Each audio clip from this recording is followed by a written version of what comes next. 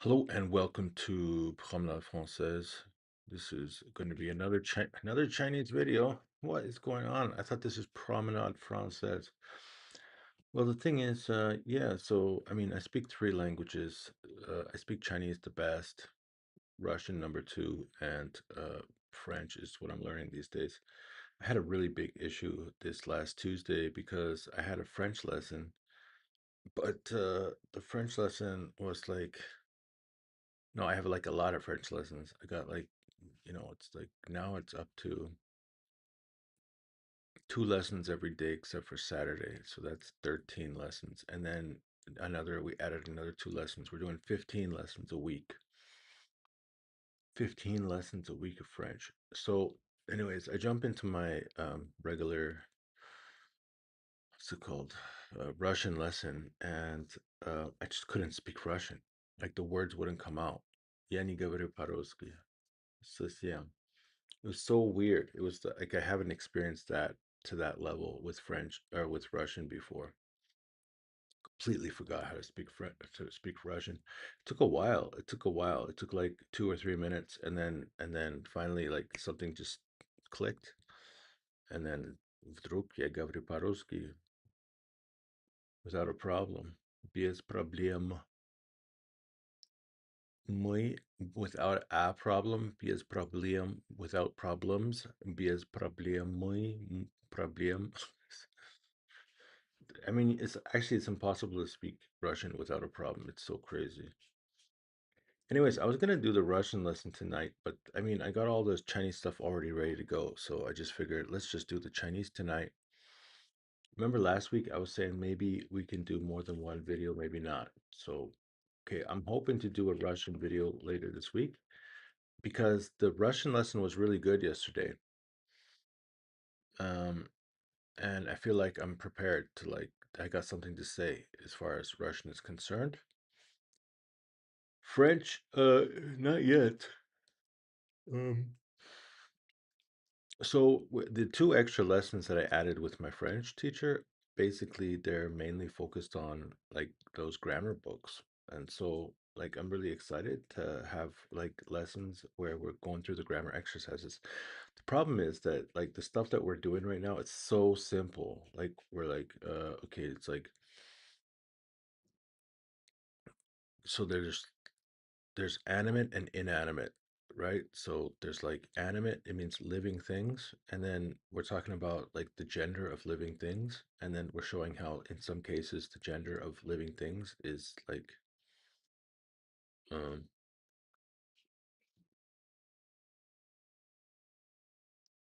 I wonder which textbook it is. Anyways, we'll talk about that later. It's so easy that like I don't know, I just don't really want to make a video about it. Actually, I should be able to just write French.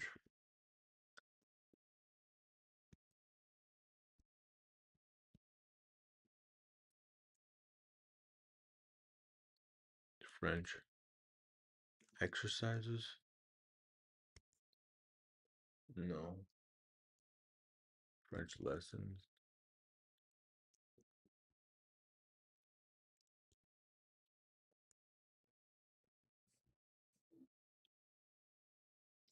It's the wrong Google account. It's got to be in a different account. Oops.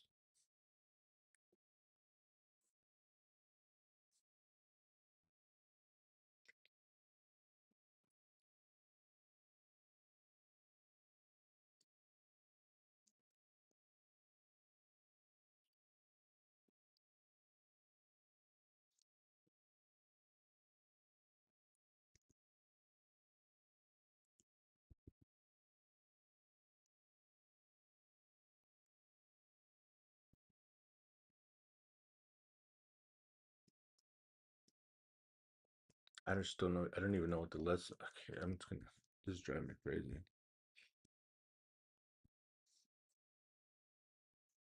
What's the French books? It's called French books. Why would I name it French books?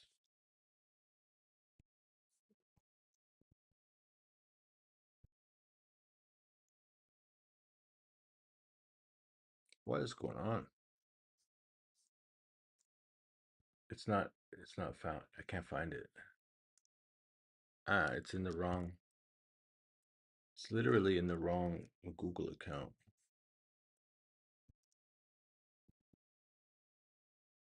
It's gonna say I don't have access to this. All right, we're gonna have to make this a little smaller. Maybe we're gonna have to do some French today. All right, so what I did was there's three books that I want to do that I want to study in French. So, anyways, le caractère, la personnalité en général. Clément est bon caractère. Il est facile de communiquer avec lui. Au contraire, Laurent a mauvais caractère. Il est difficile de lui parler.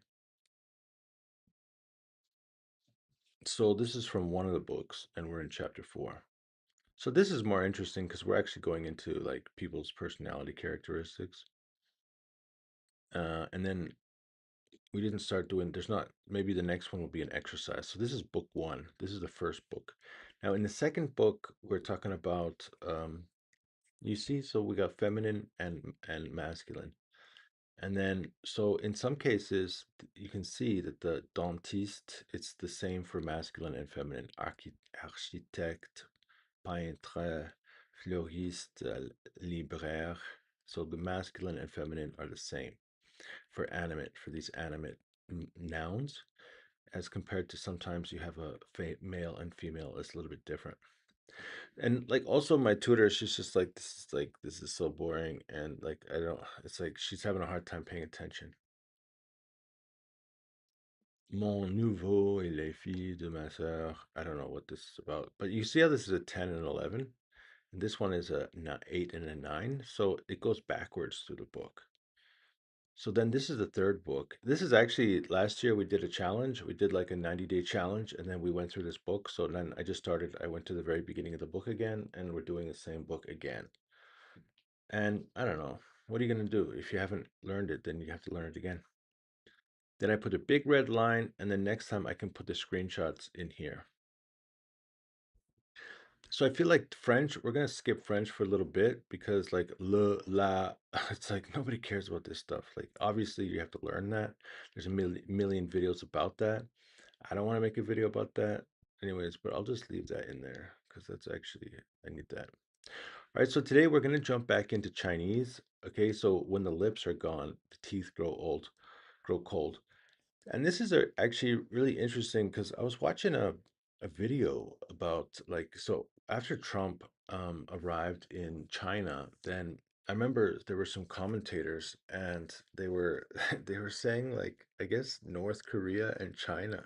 So Xi Jinping, I guess he said that like China and North Korea are like close, like gums and teeth. So and then, like in my Chinese class, then suddenly we were like studying this one, so I thought that was kind of interesting. Anyways, I asked our good friend Googly Goo to give us a comic strip. So here we go. So in the spring and autumn period. Now you can see here's Guo Guo. This is I don't know what these are. So we're gonna have to learn these characters. Let's take a look at an English map. Ah, it's not an English map. Okay, so this one is down here. It's called Guo Guo. Sanmenxia. Sanmenxia. I've been to Sanmenxia. Where is Beijing? There's no Beijing in here.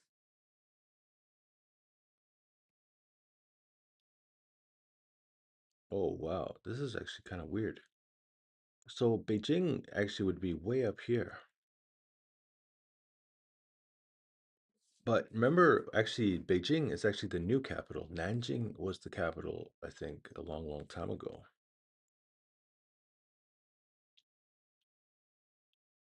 All right, so here's Lu Guo. We're going to need to know about Lu Guo. Here's Qi Guo. Here's Jinyang. So this is the state of Jin. All right, so this big one is called the State of Jin, and then down here is the State of Guo, and then here's Lu Guo. Huh. Actually, I don't really understand it because I thought this was a war between, so Guo Guo goes all the way up here.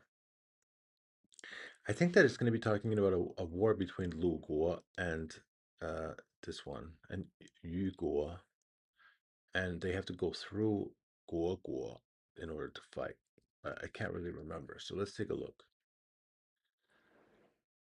All right. At Jin Palace, high walls. We must conquer Guo, but Yu Guo blocks us.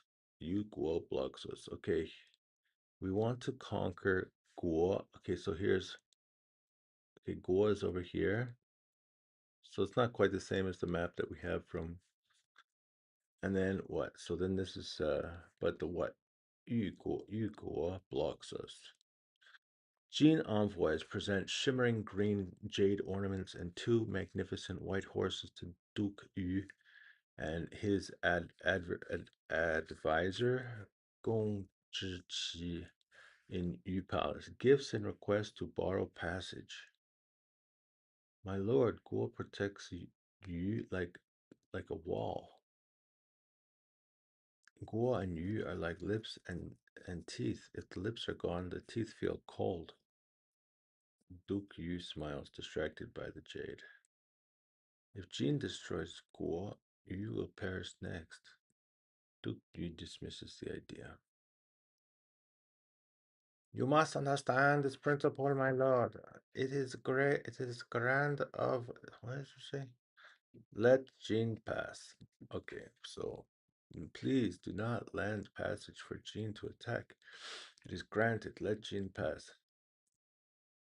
What should see his wife, children, and belongings packed, hurried past. The long lines of victorious Jin soldiers singing and carrying loot returns through this thing and through this thing, setting up a large military camp, Jin camp, at the crossroads of Yu Town. Yu has no defense. Attack, attack now. Dukes Xin and Jin camp in Sorking on Yu. Side Yu peoples are unaware. Jin soldiers launch a surprise assault on Yu texting. Texting? What? Jin soldiers or Yu taking Duke Yu in custody. Your short-sightedness made you my captive. This is where idiom came from. Lips gone, teeth cold. This is where the idiom comes from. Lips gone, teeth cold. It means when one close partner falls, the other is not far behind. Okay. I don't want to get too geopolitical today. Suddenly I realize I'm so exhausted. So remember last time we took out a piece of paper because we need to write down our new characters. Now, I don't want to do this all night long, and so I'm gonna not do as many pages as last time. How many did we do last time? 16? This is 4. I do one more, then we got 8. Okay, so I think we're gonna do 8 characters. Because they might be like sentences or groups of characters or something like that. I didn't realize so just semester. Okay.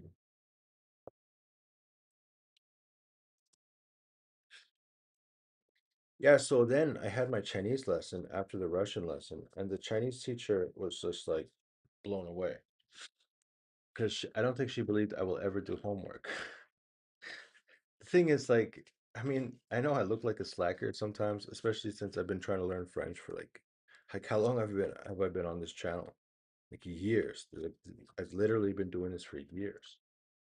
And then like, don't you speak French? Not yet. So like you're probably never gonna speak French. I mean, yeah, I mean if you quit, then you'll never speak French. But if you don't quit, then you'll probably learn some French. Why? Because I have the experience. Like I was in China for 10 years. I was a different person in China. I used to have this old story like that you have to want to learn Chinese even more than you want to breathe. And I did. I just like I worked so hard all the time, all the time, all the time for 10 to 12 hours a day. And then eventually just burned out because I went crazy. So I discovered that it's better if you just take your time. And then if as long as you know that that's what you want, then then you're good. I mean, you know you want it, so then don't worry so much about it. Just keep working at it, one little step at a time. I don't know. I bought new earphones, and then one of them's already missing. It's okay. Not the end of the world. You know, you never lose like both of them at the same time, anyways. So okay.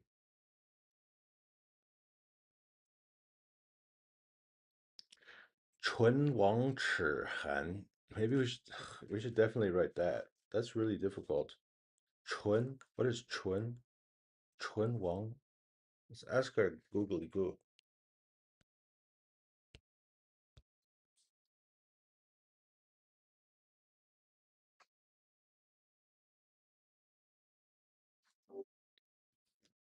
All right, so we're gonna get started now, and I can see that this the next one is called Chún Wáng Chǐ Hán, and I was just curious about like, okay, which character is which? For example, like Chun, what is Chun? What is Wang? Okay, I think 齿 okay, 齿 is 牙齿 is teeth, and 寒 is to be cold. 唇嘴唇，so 唇 is lips. I don't know about Wang. What's Wang?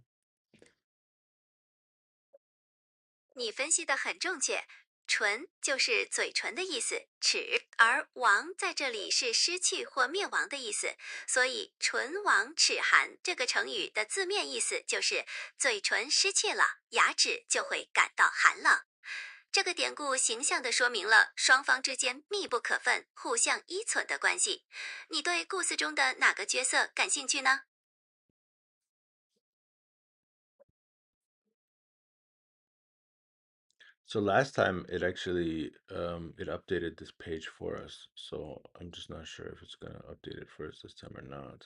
Okay, just stop, don't reply.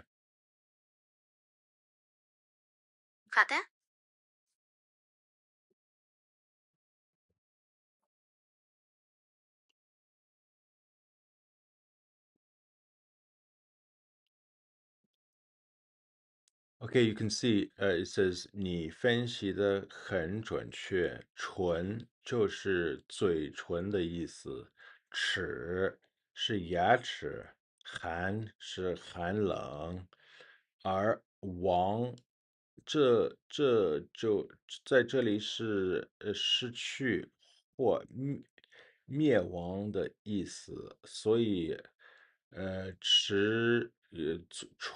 唇亡齿寒这个长语的字面意思是嘴唇失去了牙齿，就会感到寒冷。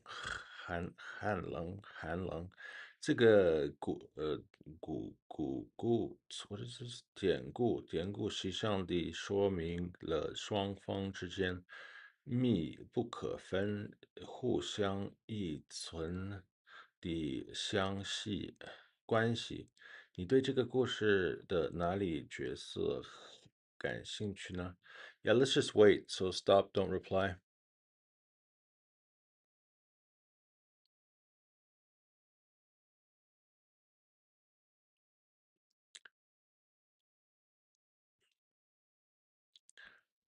Okay, so let's talk about the historical background. So here it says that during the spring and autumn period, the state of Jin sought to conquer the state of Guo. However, Jin could only reach Guo by passing through the neighboring state Yu. That's right. The geographical location was crucial.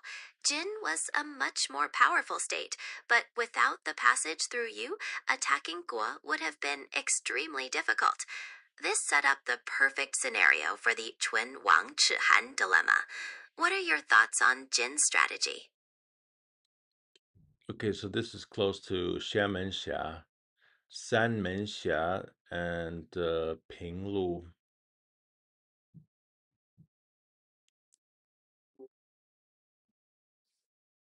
Something went wrong.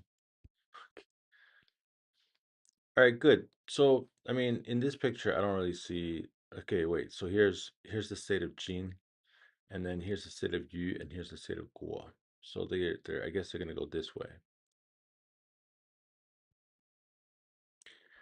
Minister Gong Zhi warned the ruler of Yu that allowing Jin to attack Guo. See, this is the thing about Chinese. It's so crazy because the words are so like what the ruler of Yu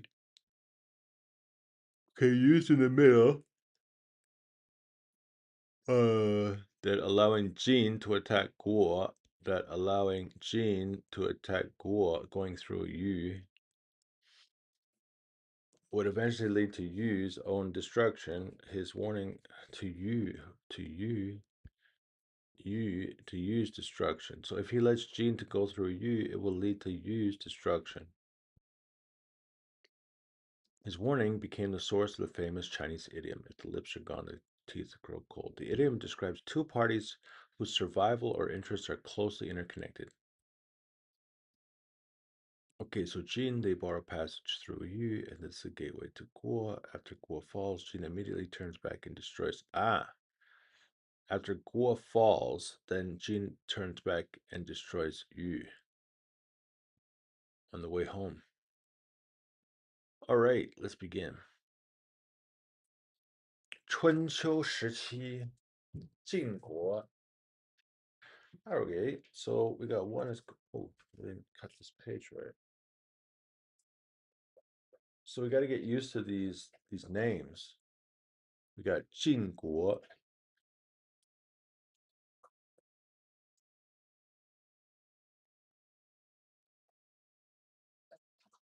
晋国的邻国. Now here, this is the neighbor. This 邻国 means the neighboring country.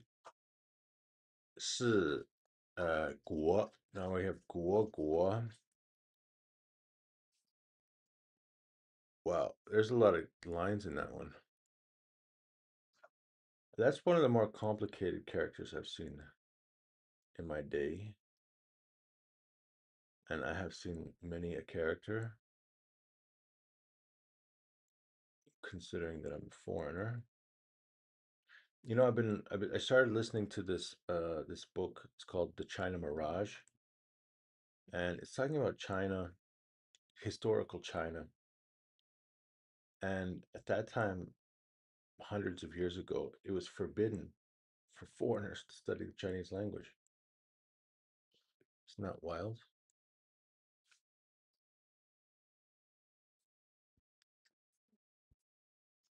Chun Qiu Shiqi Jin Guo, we got Jin Guo,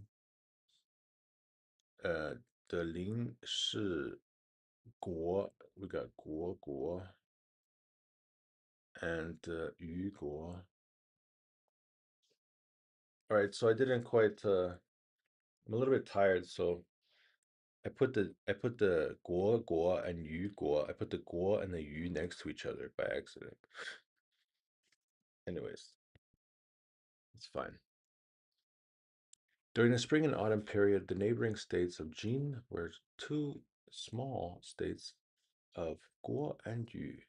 春秋时期，晋国的邻国是国与两个小国，是个两个小国，是两个，是这个两个小国，两个水国，晋国想对国发动进战。So here we go. So we got this 发动进攻，发动. So for example, if you start an engine, 发动, you got the 发动. Wanted to attack.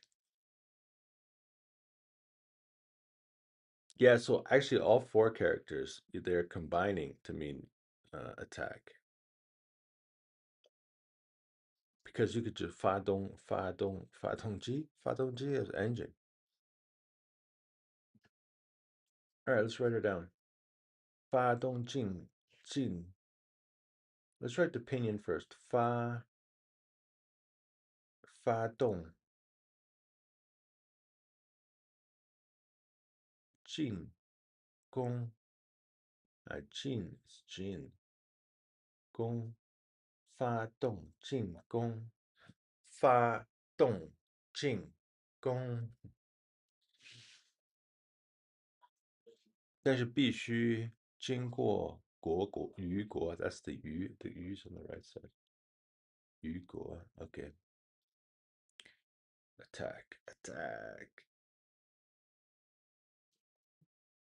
发动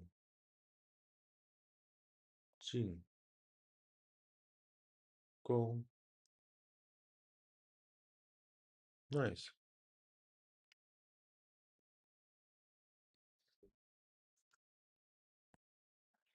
进献攻。So why does it say 进献攻? It's just like last time, right? So Jin is like it's the country, and Gong means the duke, and then this is also some kind of like position, some level of the government. 进献攻，变it means just. So sometimes this is a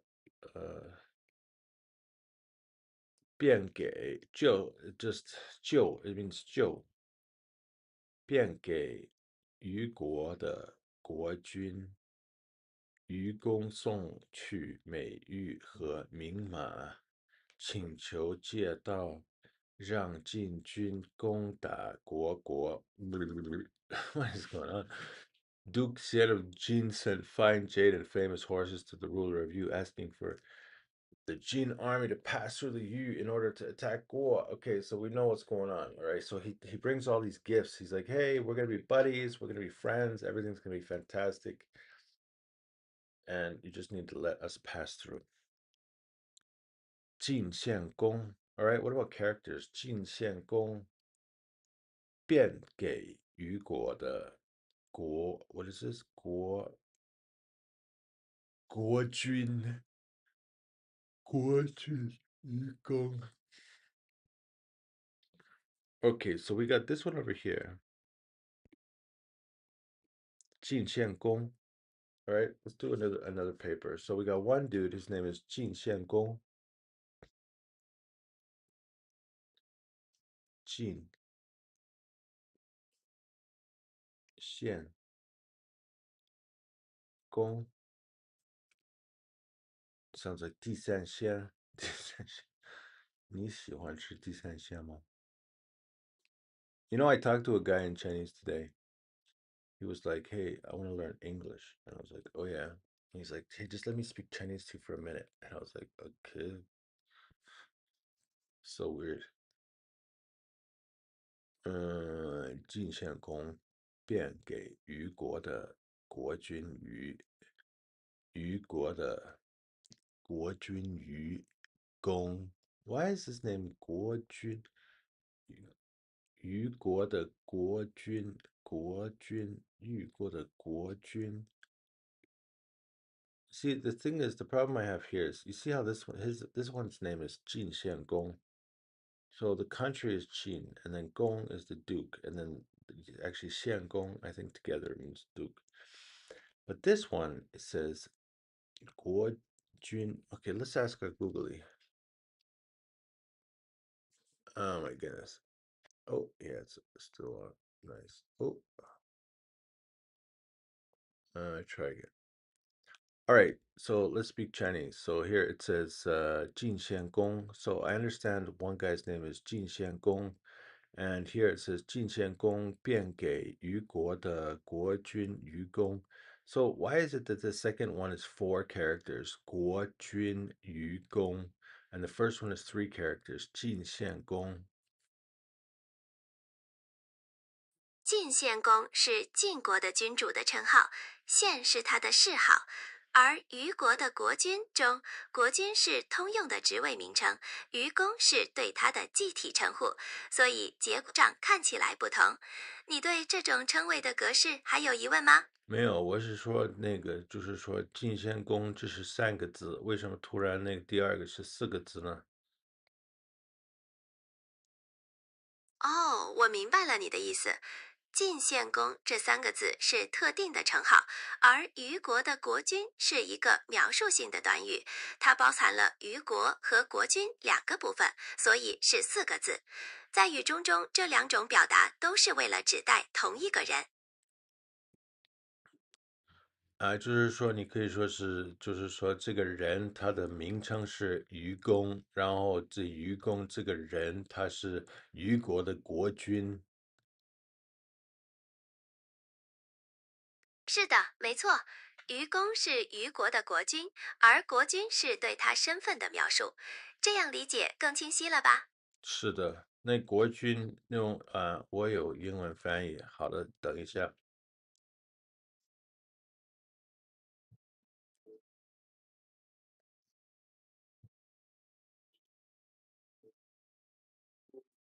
Okay, so it says Duke Shen of Jin sent fine jade and famous horses to the ruler of Yu, asking permission for Jin army to pass through Yu in order to attack Guo. Yeah, it's actually missing it, right? So it says this is Jin Xiangong, 变给. And here it says, you see, it says 虞国的国君. Okay, where does it say 虞国的国君? The ruler. So the ruler of Yu. And then, okay, his name is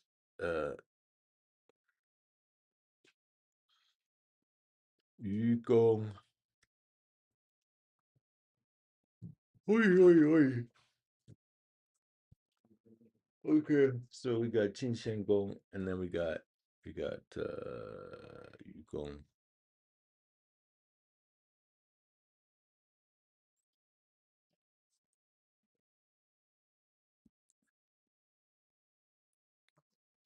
See, the problem with like advanced level of Chinese is like suddenly you're not actually learning. Like you already you can already make a sentence, you can already talk, and now you have to, in order to really succeed, you have to increase your subject matter knowledge. And then once you start getting into subject matter knowledge, then we're talking about names, places, historical relevance, things like that. And then it's like, oh my goodness.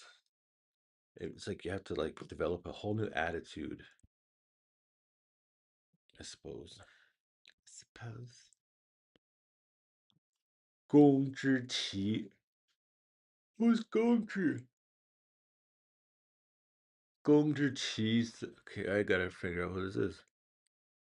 哎，那个，我想问一下，这个“公之奇”为什么呢？在上面有好几句，我们在讲这个，有一个叫晋献公，然后另外一个是他是虞国的国君，然后他的称号是虞公，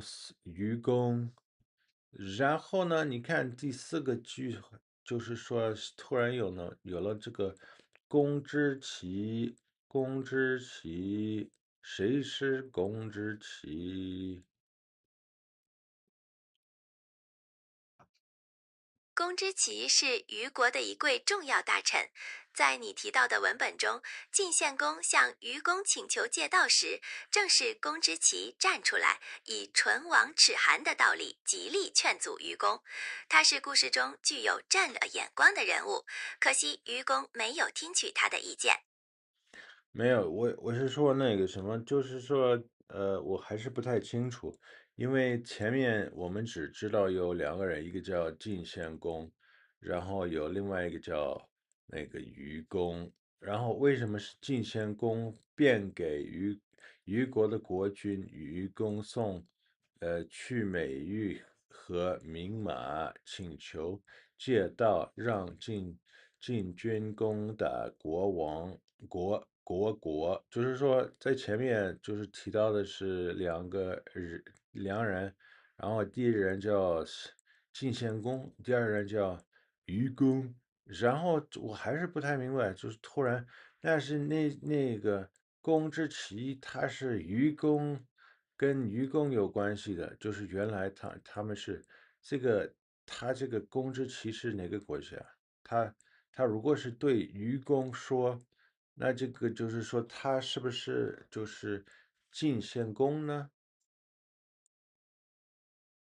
我来澄清一下这几个人物之间的关系。是晋国的国君，晋国是虞国的国君的统治，所以公之奇是站在虞国的立场，向虞公提出劝告，警告他不要借道给晋国，因为这会导致唇亡齿寒。现在这三个人物的关系清楚了吗？没有，OK，就是比如说，就是说，我们先说，就是我们现在在哪里？这个地方是我们现在在哪个国家？我们在中间吗？就是比如说，就是说，如果看到一个地图，然后我会知道，就是说，在北边是晋国，然后在南部是国，那就是说在中间是虞国。那如果是这个这个故事里面，现在是他们在虞国吗？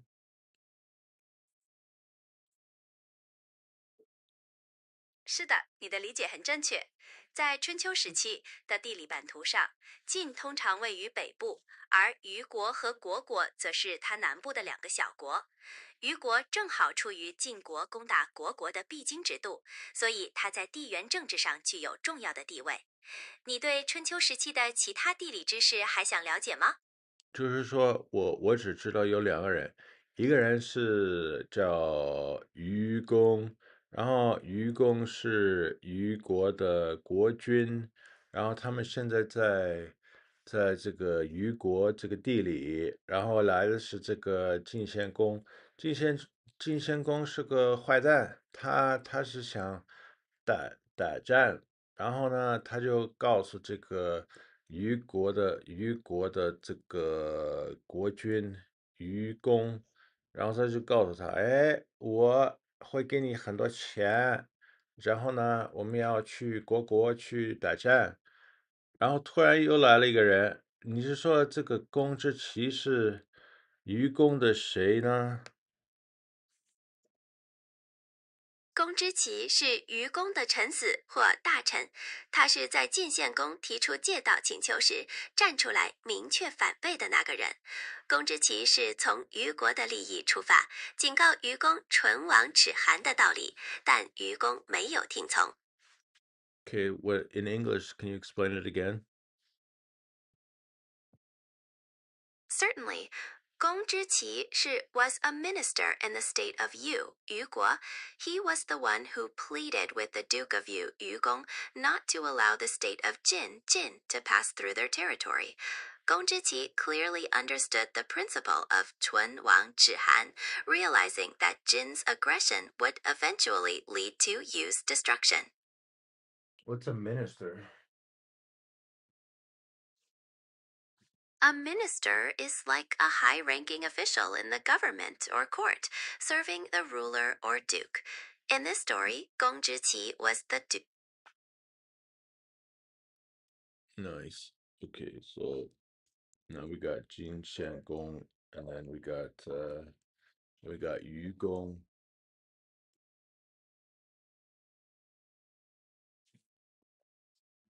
Okay, so we got 公之奇对愚公说，公之奇对愚公说，国是虞国的依靠呀。This is crazy. It's like it's just like all the sounds. They're just like 公之奇对愚公说，国是虞国的依靠呀。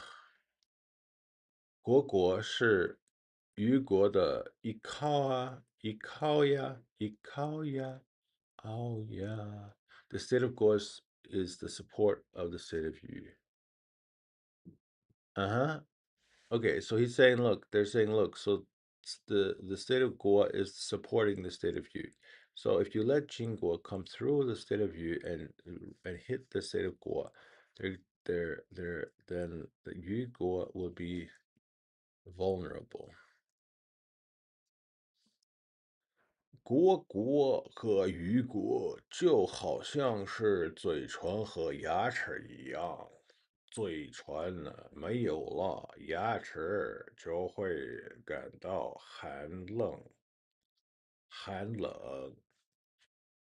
国和虞国就好像是嘴唇与牙齿一样，嘴唇没有了牙齿就会感到寒冷。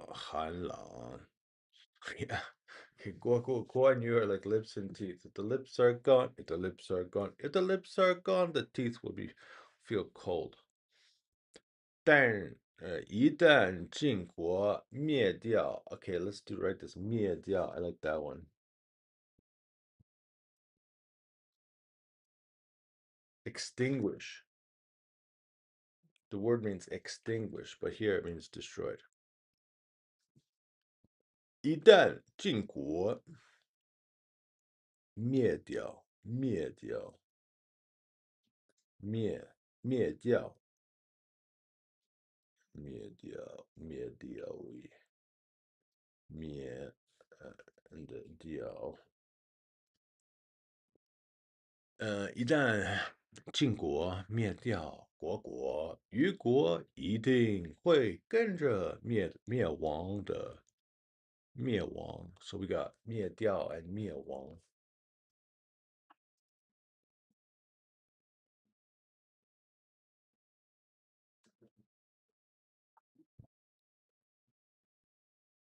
Fall, destroy and fall.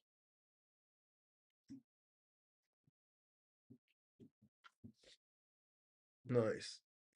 Hello, Gordon D. You want to speak Chinese? Are you a Chinese speaker? Or are you a snack eater? Gordon's a snack eater. He's not a Chinese speaker.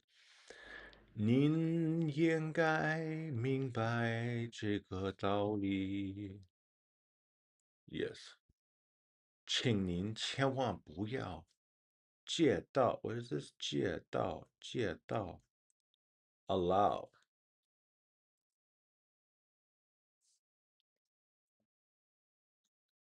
千万不要借道。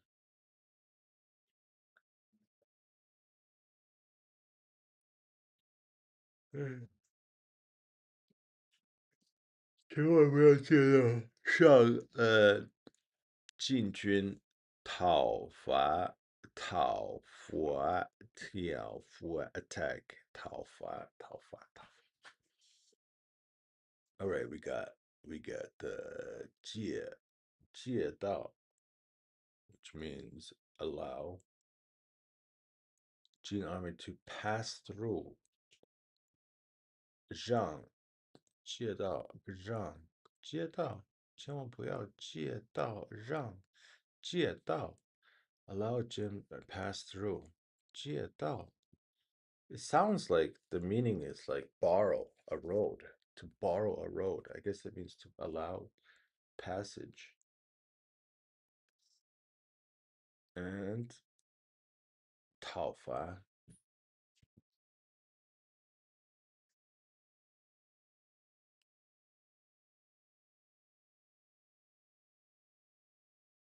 I don't even know what I'm looking at.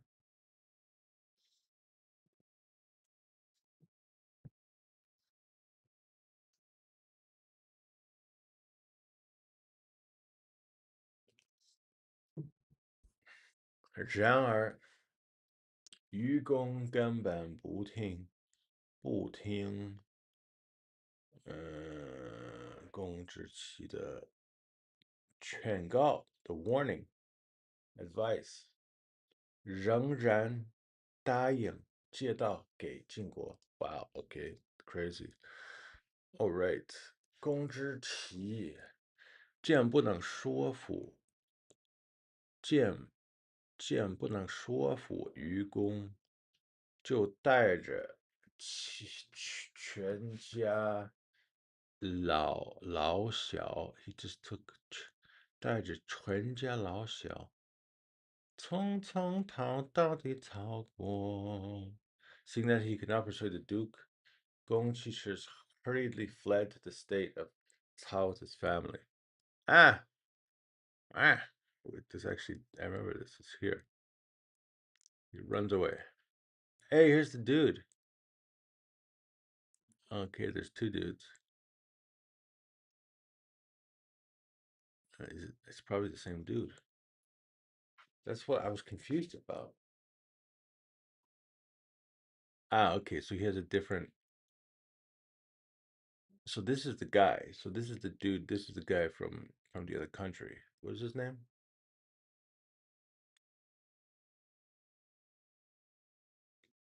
There's Yugong and there's who's the first one? It's the something something Gong.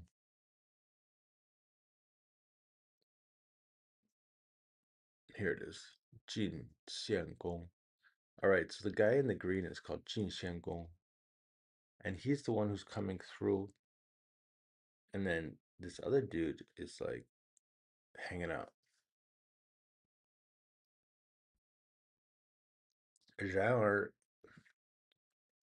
愚公根本不听公之奇的劝告 advice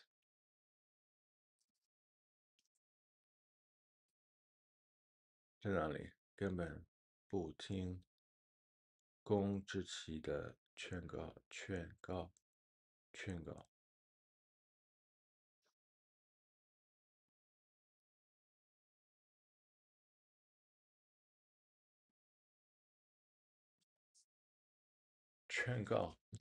仍然答应借道给晋国。All right. Seeing that he could not persuade the Duke of Yu, Gong Zhiqi hurriedly fled the state of Cao with his family.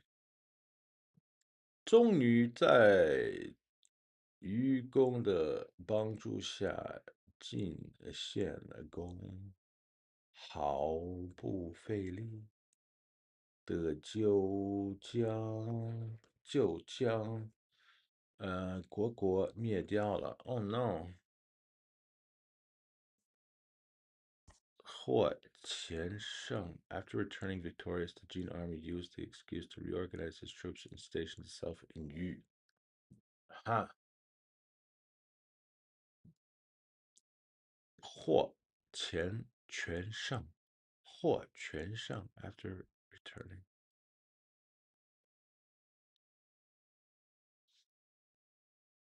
I'm starting to lose consciousness. 接着晋献公又趁愚人没有 What does it say? Took advantage. 晋献公又趁 What is this? 趁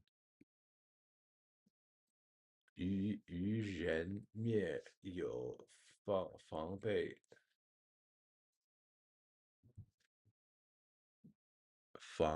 之机，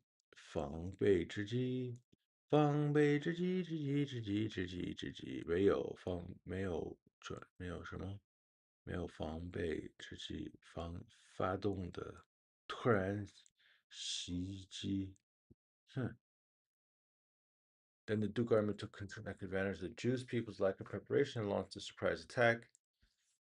In this way, the state of Yu was easily destroyed. Duke of Yu, was short-sighted. He ignored Gong Chi's advice and cared only about his immediate benefit. He never realized how closely his survival to Guo was tied to Yu. Eventually became a prisoner of Jin. And the saying Gong Qi in the story, Guo Yu are like lips and teeth. Without the lips, teeth will grow cold, became the origin of the idiom. It means that two sides are so closely connected that one suffers harm, the other cannot remain unaffected. The story was recorded by Zuo Zhuan, the 5th year of the Duke of Xi. Thanks for joining me.